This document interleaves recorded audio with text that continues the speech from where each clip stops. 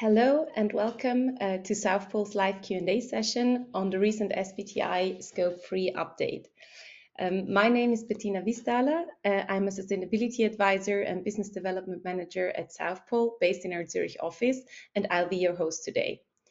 As you may know, the Science Based Targets Initiative recently published several important documents related to their Scope 3 update. So the first key document is the Scope 3 discussion paper, which outlines SBTi's initial thoughts on potential changes to Scope 3 target setting. The second key document is a synthesis report that examines the effectiveness of environmental attribute certificates for corporate climate targets. And there are also additional documents, and the SBTi plans to release even more reports as their update progresses. With all of these updates, it's of course no surprise that we all have questions. So in the next 45 minutes, we will try to address as many questions as we can. But before jumping into the Q&A, just a few housekeeping matters. So all participants will be muted upon joining, but questions are welcome at any time via the question box. We will prioritize the pre-submitted questions that we've received, but please feel free to send additional ones through the question box anytime. Also, everyone will receive a recording at of this session, along with a document containing all the questions and answers in written form. So keep an eye out for the post-session email. We make sure you have everything after the session. Now coming to our speakers.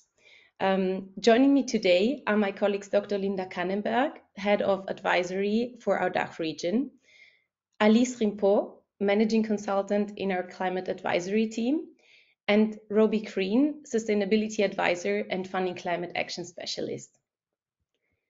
And with that brief introduction, let's dive right into the Q&A session. First of all, thank you so much for all the questions submitted during registration. We really received a lot of questions, and we've tried to group similar ones together. So in case you don't see your question during today's live session, please rest assured that we will still answer it in the post-session follow-up. Now let's start with the first question, and I think it's a perfect one to get started.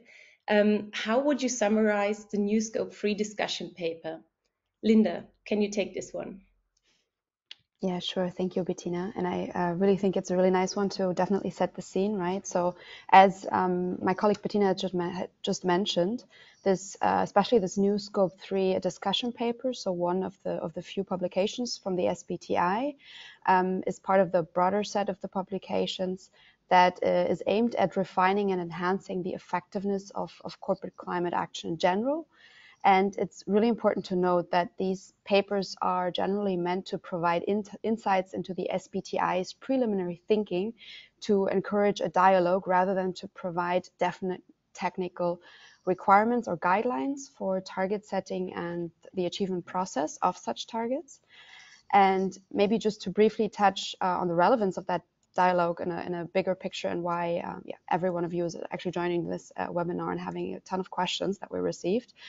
So you are all aware that the corporate world has seen a remarkable increase in voluntary climate action and target setting, whereby companies such as yours are also considering and including their Scope 3 emissions in these targets. And now as companies have transitioned from setting these targets to actually diving into implementing them, they've also developed a deeper understanding of the complexities involved in decarbonizing their value chains.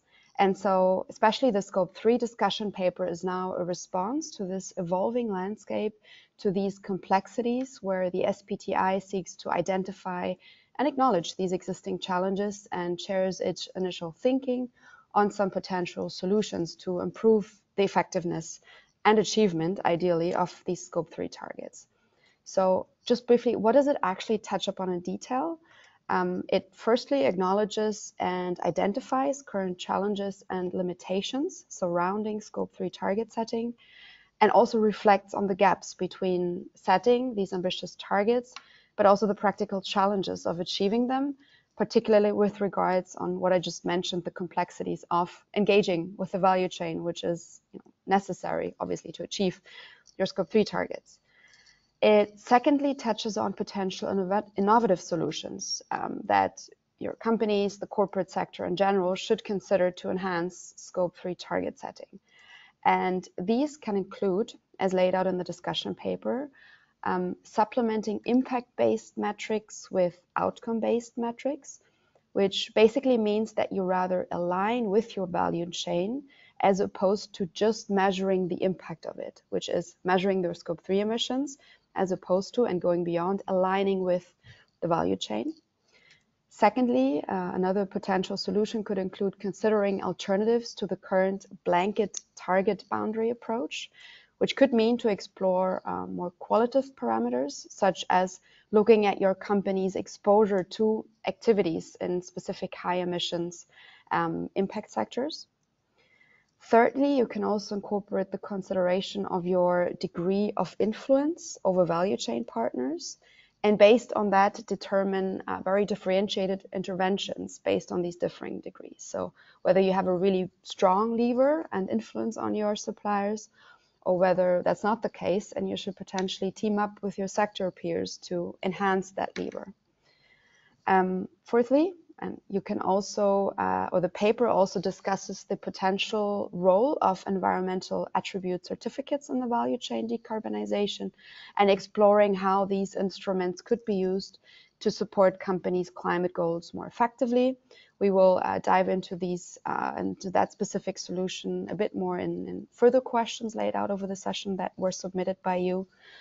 So just to sum it up, I think overall we can say that, or South Pole thinks especially, that this Scope 3 discussion paper is a very significant step forward in addressing the complexities of corporate decarbonization, and it really reflects the SBTi's commitment to further evolve their guidance in response to these challenges that companies that we work with on a day-to-day face. Okay, back to you, Bettina. Thank you, Linda. And you already mentioned the new metrics. So let's continue with the next question on this topic. Alice, what are the actual new metrics SBTi are considering for the upstream and downstream emissions?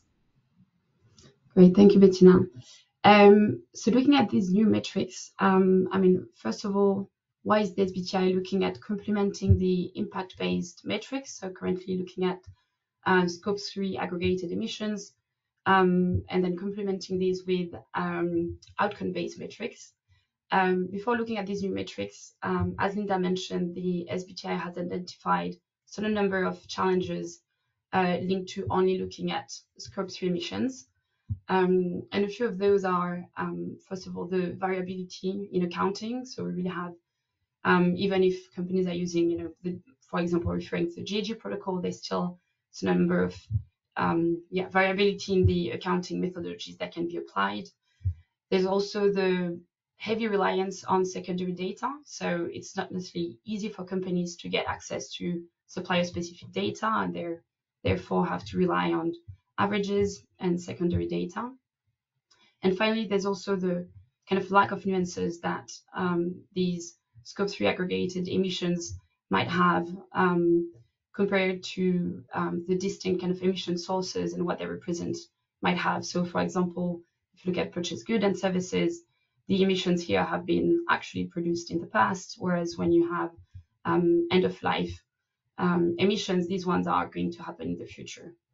So there's a certain number of challenges around the current impact-based metrics, and the SBTi is looking at exploring other types of metrics, so outcome-based metrics, which would focus a lot more on the actions or conditions that companies should have in order to lower their emissions. And some examples of these outcome-based metrics would be, for example, if you look at upstream emissions, it could be something like the proportion of materials that are sourced from suppliers that have zero or low carbon emissions in their production processes. If you look at, or another examples would be, for example, when it comes to transportation, be it upstream or downstream, is the transportation either of your products, of your this raw material that you're sourcing, or the transportation of the products to your customers, is that done through low carbon modes? And so really what these new metrics are bringing is a way to look at, again, complementing Scope 3 emissions, but also looking at what are the kind of key actions that companies can take to show where they stand. Thank you. And I think also the next question tunes into the same topic. So maybe if you could continue on this one. So would companies need to show what part of their supply chains align with their SBTi targets, or are alignment targets something different? Yes, so that links very well to the outcome-based metrics that I just mentioned. So here again, the idea is, the concept of alignment target is to have a kind of targets that help companies demonstrate their progress that does not rely only on emission results. So again, here it's looking at the type of policies and targets that companies can implement and should implement to align with global climate goals. And actually, when you look at this, that's something that is, even though that might sound like a new concept, the SBTi has already been using it with, two examples: the supplier engagement targets that companies can already set to address their Scope 3 emissions for near-term SBTs. Another example is the procurement of renewable electricity, which is another type of targets that company can set on Scope 2. So the idea of these alignment targets, again, is to provide a framework that is more maybe clearer and more actionable, and also makes it easier for companies to show progress towards their transition, in their transition towards net zero.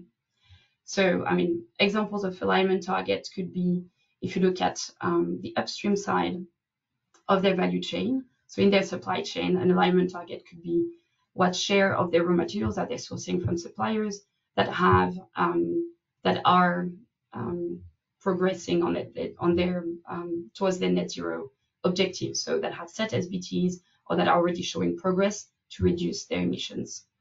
On the downstream side, that could be companies looking at what is the share of their products or services that they are selling that are aligned with a net zero trajectory, or that are, zero or low carbon. So really, when you look at this, it's basically alignment targets are a way of helping companies understand what they should do and showing progress towards where they're getting, where is their procurement going? So are they sourcing products and services that are aligned with a net zero trajectory, and where do they get their revenue from? So from the downstream side, and again, are they progressing on selling products and services that are net zero aligned? So briefly to finish, I think this is just a very exciting and interesting development that is here suggested by the SBTi. Again, as Linda mentioned, that's something where the SBTi is now looking at getting feedback on refining this and getting feedback from the corporates. But that's definitely one key idea in addressing the challenges of tracking Scope 3 emissions and progress towards net zero. And with that, back to you.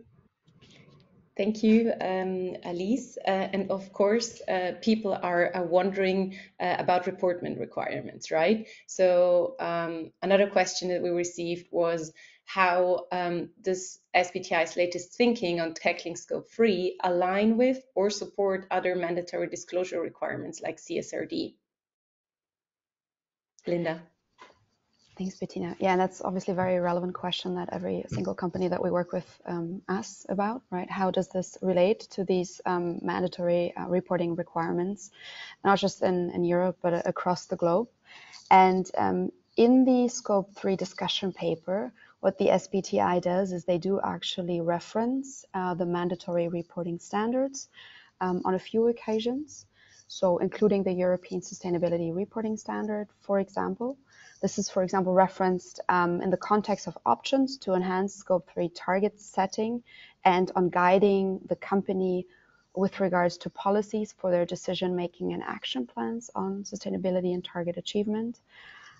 Secondly, the SBTi also emphasizes on one occasion, or actually in line with their framework for net zero transformation, the need for a clear annual report on managing their value emissions as part, right, of their target, basically. So it's very obvious that these disclosure efforts make most sense to be aligning with mandatory requirements to basically save effort here and have some efficiency gains when you actually disclose and report to varying stakeholders. And lastly, the SBTi is also referencing relevant mandatory regulations, such as the European Sustainability Reporting Standard, when evaluating metrics, right? Because there are tons of KPIs and data points that you have to mandatory report on. So when looking at metrics that you use for measuring target process, partially the ones that Alice just touched upon, look at what is mandated and what is best practice in several sectors. Thanks. Thank you, Linda. And I guess the next question is it's a burning question for many. So this brings us directly to the certificates topics. And so this one is for Roby. A lot of people were a bit confused with the terminology used. So there are a lot of terms indeed. It's the papers mention commodity certificates, environmental attribute certificates, and carbon credits. So one of the questions was, are they all the same? Thanks, Bettina. Yeah, right. It's a bit of a burning question and I think caused a little bit of confusion. So ultimately, understanding these terms and their distinctions is kind of key to navigating discussions around sustainability and particularly this sort of climate action. So to break it down, roughly the SBTi broadly discusses what are known as environmental attribute certificates, so EACs. So EACs are a diverse range of instruments used to quantify, verify, and ultimately track the environmental benefits associated with various commodities, activities, or projects. So they kind of serve as a proof that a certain amount of environmental benefit has been generated, which then can be traded or used to meet sustainability goals. So it's worth quickly noting some of the confusion came around that the abbreviation EAC is also used for energy attribute certificates. So these are one type of environmental attribute certificates, which we'll get into a moment. But broadly speaking, environmental attribute certificates are used to enable climate-related claims, and corporates could be classified into two broad categories. So on the first sort of broad category that we're looking at, and most people are more familiar with, are carbon credits. So as many people know, carbon credits represent the avoidance or removal of 1 metric ton of carbon dioxide or its equivalent in other greenhouse gases from the atmosphere. Carbon credits can ultimately be generated from activities both within and beyond a company's value chain, and they're traded in carbon markets and can be generated through projects that, again, either avoid emissions, like renewable energy projects, reduce emissions, kind of like energy efficiency measures, or they remove carbon from the atmosphere, more like reforestation projects. On the flip side, you've got these commodity certificates. So commodity certificates are slightly different, where they provide verified information about sustainability attributes of specific commodities, such as agricultural products, energy, or maybe industrial materials. So commodity certificates communicate the environmental or social performance of a commodity, ensuring that it meets a certain sustainability standard. So they don't represent a direct reduction or removal of emissions, but rather sort of confirm that the commodity was produced in a way that aligns with sustainability goals. So as a brief summary there, are they the same? No, not quite. While all the sort of instruments fall under the broad category of EACs, environmental attribute certificates, they serve slightly different purposes. So carbon credits convey the mitigation outcome, the removal, the avoidance, whatever it is, of an activity, while commodity certificates provide kind of climate-related performance information. So these certificates ultimately enable companies to substantiate their environmental claims, support compliance or voluntary or regulatory streams, and ultimately can enhance transparency within the value chain. I hope that helps, Bettina. Yes, I think that overview was very, very helpful to get an understanding of the different types. And then let's continue on the topic with one of the most frequent questions. and that's what does SBTi's latest update actually say about the use of carbon credits for Scope 3. So let's go about like what is and what is not recommended in this regard. Yeah, absolutely. I mean, this is kind of the crux for the question around EACs and what the SBTi was going to say around it. So the SBTi's latest sort of discussion paper essentially presents 5 potential scenarios for the use of these environmental attribute certificates, EACs, in corporate mitigation strategies. So the first 2 relate to the commodity EACs we just looked at. So scenario 1 being commodity certificates from within value chains. We'll dive into these in a bit. Scenario 2, looking at commodity certificates from sources with less or no value chain traceability. And then the final 3 scenarios look more specifically at carbon credits. So scenario 3 are looking at carbon credits from mitigation activities within a value chain of a company. Number 4 is looking at carbon credits which are just used to support the neutralization of residual emissions.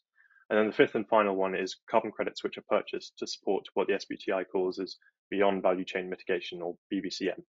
So it should be noted though that these are all still potential but promising use cases under consideration by the SBTi, but it's actually not released any definitive guidance on the implementation specifically. So in the first 2 scenarios, the SBT explores the use of these commodity certificates from a company's value chain activities in corporate mitigation strategies. The SBTi Scope 3 discussion paper kind of acknowledges that it could be an important approach for supporting a company's value chain mitigation claims, provided that they have strong traceability or they're produced in a way that is kind of consistent with reaching these net zero emissions. So then specifically under scenario 2, the SBTi explores the use of commodity certificates from activities with lower traceability. And within this, then they propose guardrails to ensure their quality. So the proposed guardrails are looking at, for example, potential limitation on volumes and maximum periods of interim use towards net zero. So those are the first 2 on the commodity side. The last of these 3 potential scenarios in the discussion paper is then looking more at these carbon credits. So scenario 3 is considering the use of carbon credits from activities within the value chain specifically, and whether they could be used towards emission reduction claims. Ultimately, there are still no firm words on this. The SBTi is still continuing their research to reach conclusive decisions on factors such as double counting and the standardization of value chain traceability. So we're still kind of waiting there. There's more sort of firm ground in scenario 4. So in scenario 4, we're looking at the neutralization of residual emissions using carbon removal credits up to a volume of 10% of baseline emissions, and this includes Scope 3 to meet these net zero requirements.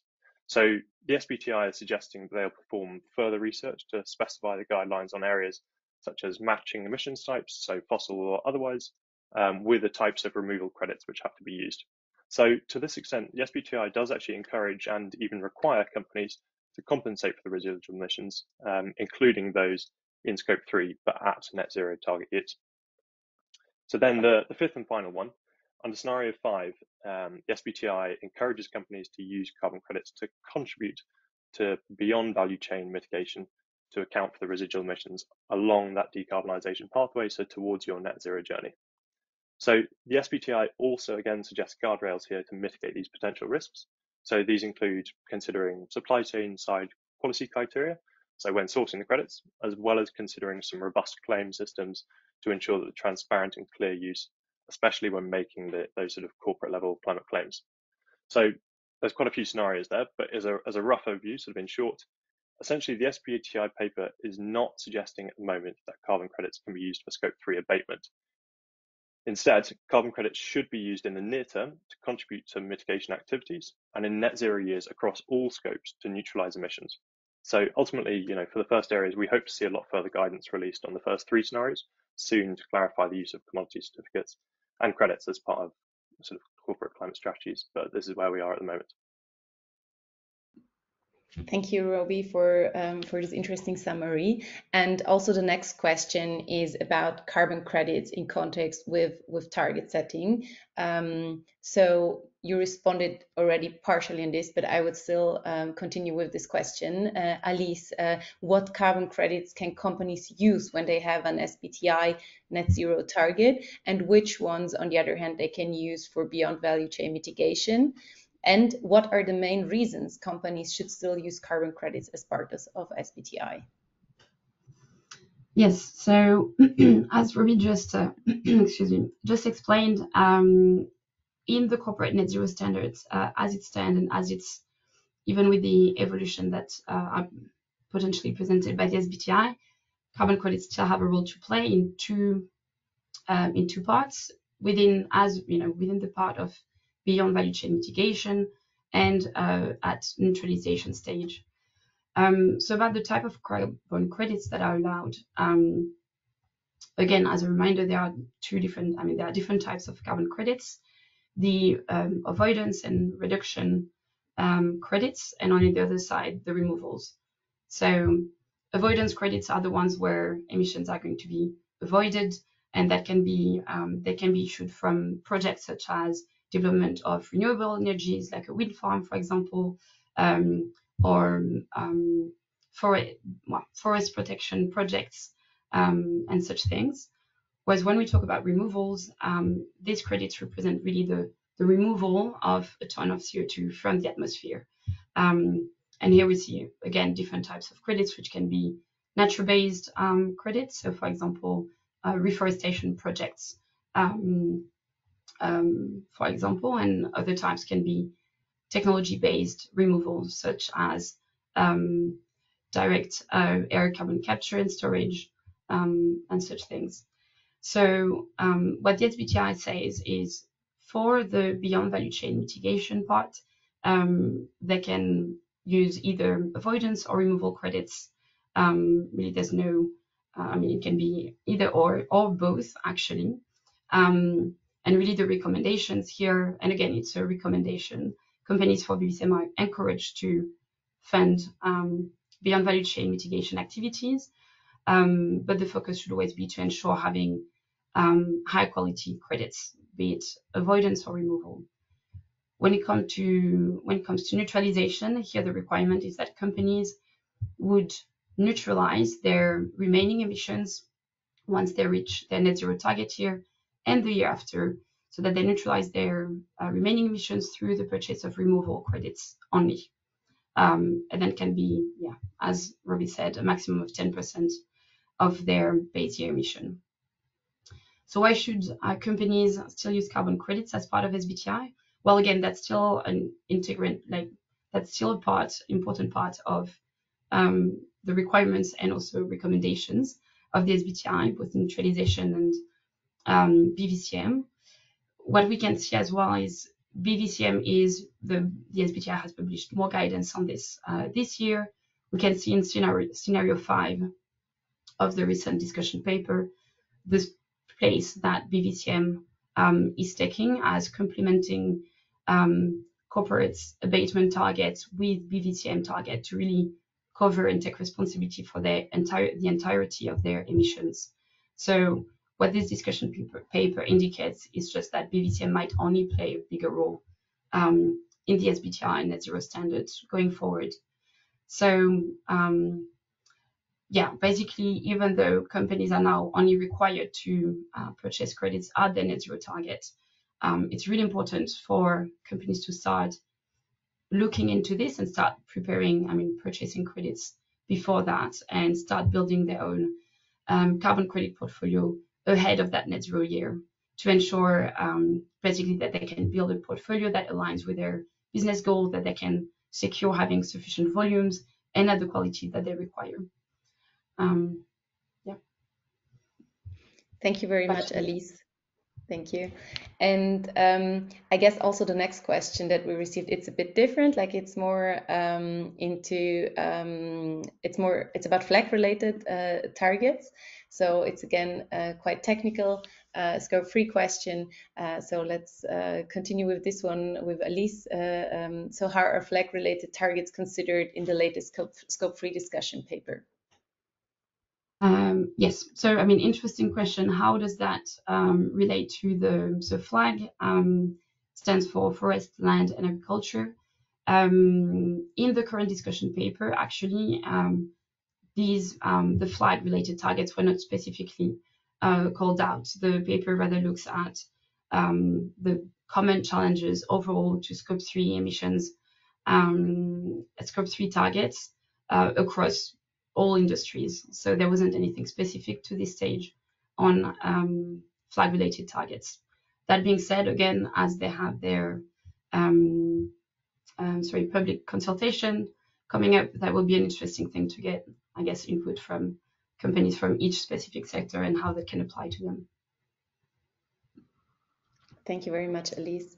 And we have another question that was very frequently asked, and this one here, Linda, maybe you could take this. Overall, based on the discussion paper, would it be harder and more work for companies to set and meet SBTi targets? Yeah, very crucial question. I mean, because at the end of the day, right, most of us are interested in really understanding what those discussion papers might mean for us and our stakeholders as companies in terms of Scope 3 target setting. And we will know much, much more than what we know now actually when the SBTi actually releases its draft corporate net zero standard for public consultation. And this will happen rather towards the end of this year, and that will be much more technical.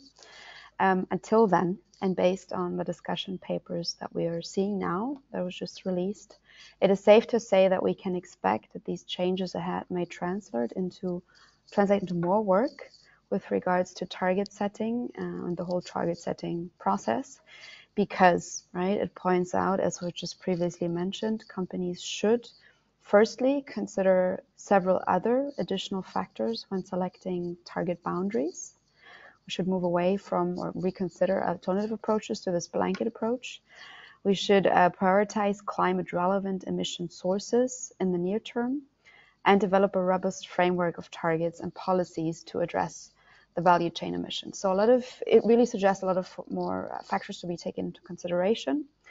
However, this is likely to be expected to be streamlined and make actual target implementation and the process of achieving the target clearer for companies, right? Because if you're already putting that much thought and level of differentiation, level of granularity into the actual target setting process and what to set, you can expect, or hopefully it will streamline the actual implementation.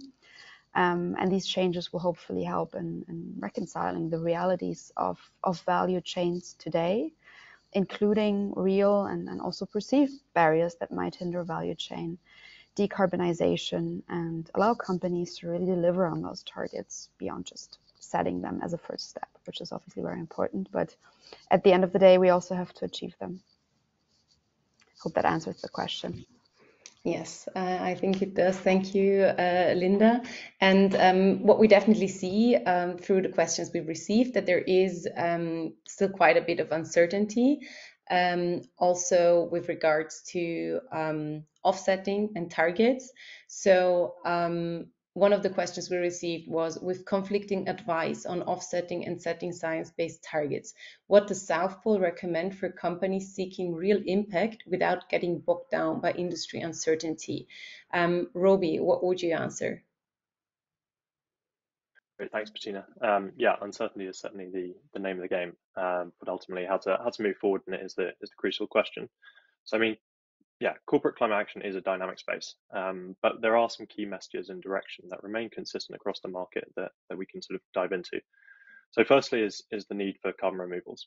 The SBTi's existing corporate net zero standard, the world's leading scientists at the IPCC and others are already clear on the distinct need for these carbon removals in order to reach a state of net zero.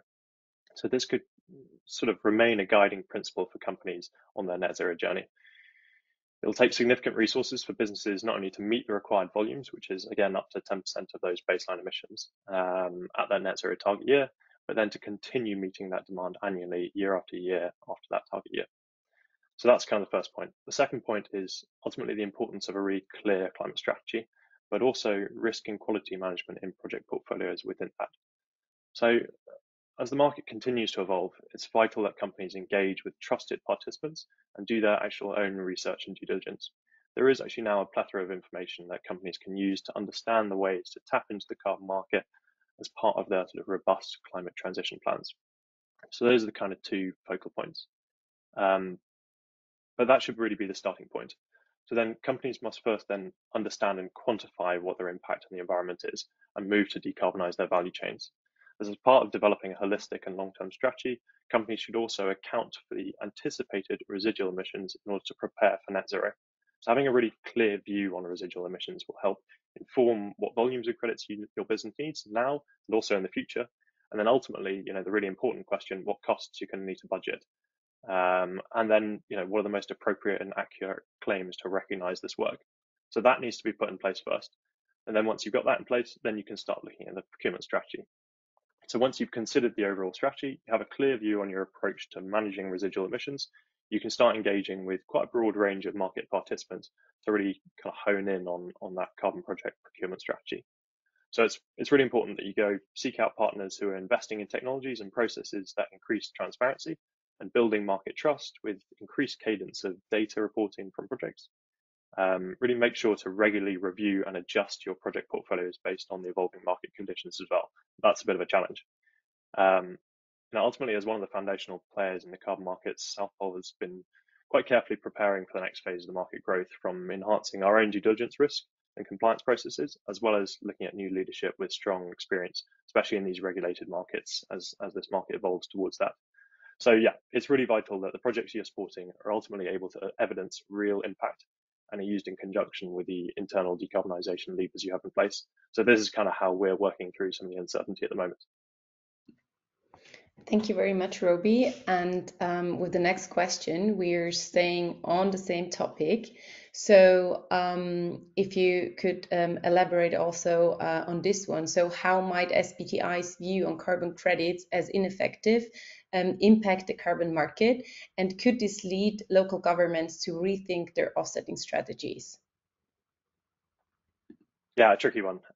Definitely caused a bit of a market stir with the word ineffective, but let's try and unpack a little bit. So, to start with, the SBTi has actually provided 5 scenarios in the discussion paper where credits and commodity certificates can play a role, and that's useful for sure. Secondly, it's also important to highlight that this is a discussion paper, it's not guidance, and even the SBTi itself is saying that it should not be taken as such. So, while some in the market may take this as an indication of guidance and further clarity in 2025, it is important to note that the carbon market overall has still actually grown significantly in the last 4 years, despite the absence of any real significant near-term guidance from the SBTi to date. So that's kind of an indication of how this will impact the market to some extent. Ultimately, we're also seeing that committed market participants are still leveraging these markets to go above and beyond.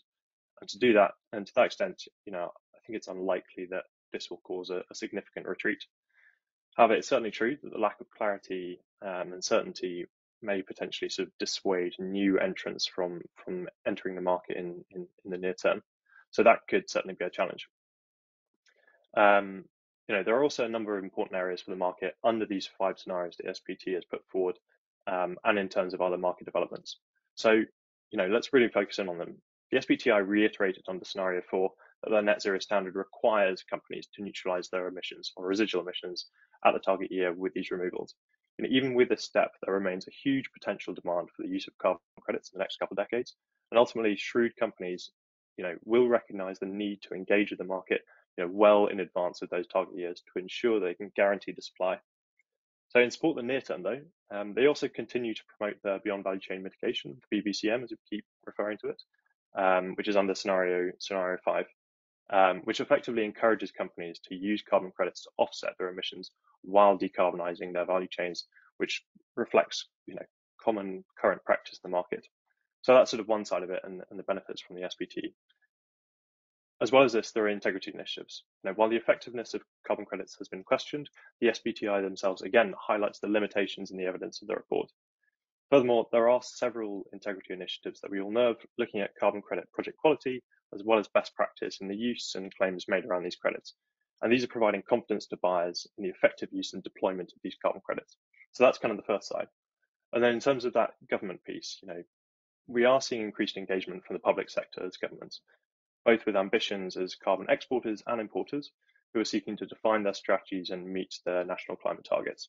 So, for them, while the SBTi remains an important framework, governments will probably be watching project-based compliance markets and Article 6, which is the UN-led carbon project initiative, as sort of fundamental drivers to their strategies. But all of these strategies will be initiatives and sort of refined and improved over time. So that's kind of where we're sitting with it overall.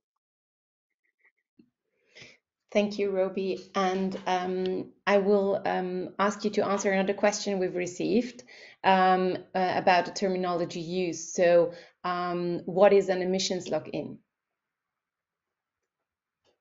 Sure, yeah, I'll tackle this one quickly. This was a bit of an interesting question, and I think caused a little bit of confusion as well. But when we're looking at emissions lock-in, there are kind of two key concepts. So firstly, the first situation is where investments in high emissions infrastructure or assets can kind of create a dependency on carbon intensive technologies or practices, so effectively preventing or delaying the transition to a low emission or zero emission alternatives. And then the second sort of definition which we're looking at is one which the SBTi specifically highlights in their discussion paper, and it refers to the risks that the reliance on carbon credits reduces the ability and incentive for upstream suppliers to decarbonize, as downstream business partners may prefer purchasing credits over enabling climate responsible practices from their upstream suppliers. So for the purpose of this, given that it's an SBTi webinar, we're just going to focus on this second piece, so this sort of reliance on carbon credits.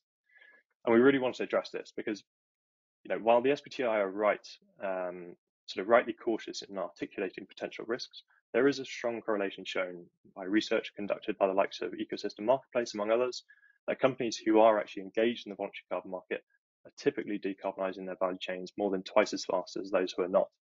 So ultimately, our view is that carbon credits should always be used to complement deep decarbonisation methods rather than in place of. But this doesn't diminish the importance or necessity of their use, at least in addressing residual emissions along the journey to net zero. Ultimately, the urgency and the scale of the challenge means that today we have to do both. Credits really offer a way to finance the nascent climate technologies science say we need, like technological carbon removals, and to accelerate the clean energy transition in sort of tricky sectors like coal. And actually, this transition piece is one way of considering exiting emissions lock-in in the first scenarios too, so they can kind of correlate together as well. But I hope that explains emissions lock-in a bit. Yeah, thank you. It definitely does. And being considerate of time, I would like to take one more final question because it actually summarizes also a bit the challenges that corporates face. So how can you decide your reduction path for Scope 3 if you don't see any measures you can take because you're already doing the best you can, but your clients ask to set a SBTi target, otherwise they won't continue to work with you. So Linda, maybe you could take this one at the very end now. Sure, happy to. And I mean, we get this question a lot from all the companies that we work with, right? That are pressured or are engaged by approached by their clients to decarbonize, to set SBTIs, or out of their own motivation do this, but just simply don't see any further levers, means, interventions further that to reduce their Scope 3 emissions. And so having developed a vast amount of a lot of also really in-depth reduction roadmaps for our clients, we at South Pole generally recognize and are confronted with these many challenges that could stem from lack of data being available, a lack of technological innovations, or also the limited influence that you as the companies have on your own suppliers to decarbonize their own operations, which is needed, right, to reduce your own Scope 3 emissions. But thankfully, we're also seeing the pace of innovation picking up over the past years, meaning that alongside new solutions for direct decarbonization, we see new approaches to more effectively engage with suppliers. One great example is really also the increased collaboration between or among sector peers, as more and more companies, maybe with not such a strong purchasing power, face similar challenges. They just combine their efforts. They join forces to get to solutions faster, whether it is with regards to engaging with their suppliers or whether it is with regards to investing jointly into technological solutions. So as a result, year on year, we do see that there are more measures available for our clients to explore in the medium term while working towards their long-term science-based target. And we also try to alleviate the pressure a bit and take some worries away that committing to an SBT can feel daunting, and it's a serious matter, right? They have to be achieved. But it can also unlock other cost savings. We're seeing efficiencies or even new opportunities across your business that you might not have on your radar now and can benefit from, apart from obviously also, which is the ultimate goal, achieving your decarbonization efforts that with this particular questions your clients asking you of, and might even unearth new ways to partner with your clients or with your suppliers on climate action.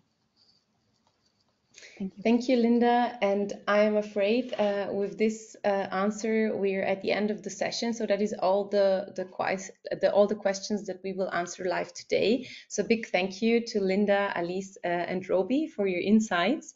And again, everyone will receive a recording of today's session. And in case we haven't answered your question now during the session, we will get back to you and you will all get a written version of all the questions and answers that we discussed today. So thank you very much for joining and enjoy the rest of your day.